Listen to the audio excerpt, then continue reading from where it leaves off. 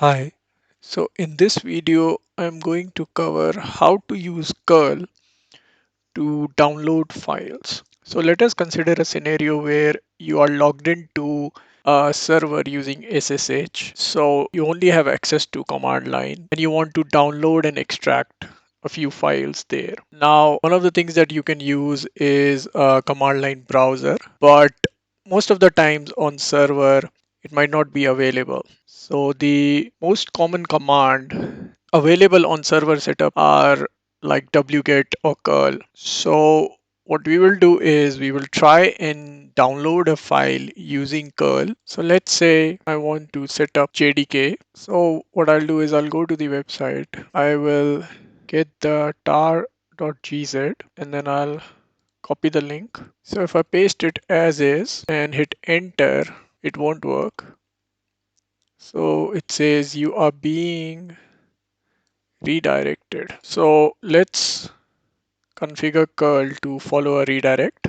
So curl hyphen capital L and then I'll paste the URL again. So now it will follow the redirect. Now we get a warning that we are trying to download a binary file and the binary output can mess up your terminal. What this means is it will actually read the stream and paste it on the console, but that's not what we want. We want it to follow the redirect, get the file, and then save it using the same file name. So for that, we will have to use hyphen capital O. So I'll do that.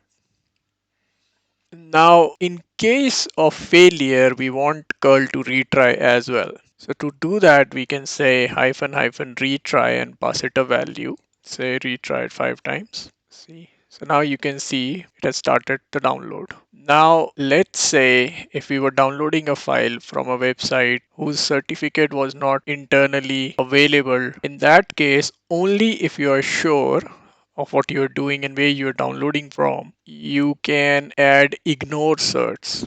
So that is hyphen hyphen insecure, and you can even use hyphen K. So let's say if we go to this website and then we try and connect to this URL. So let's see, do this.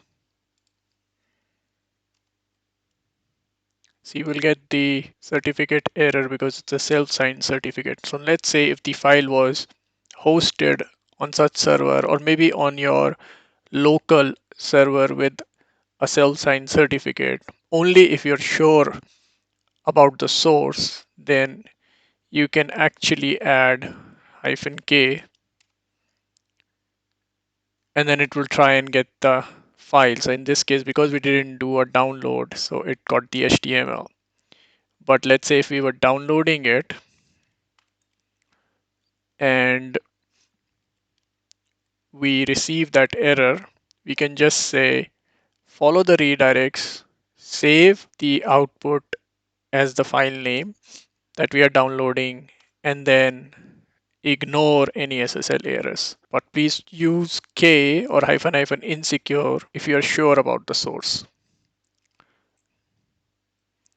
Hope this helped. Thank you for watching.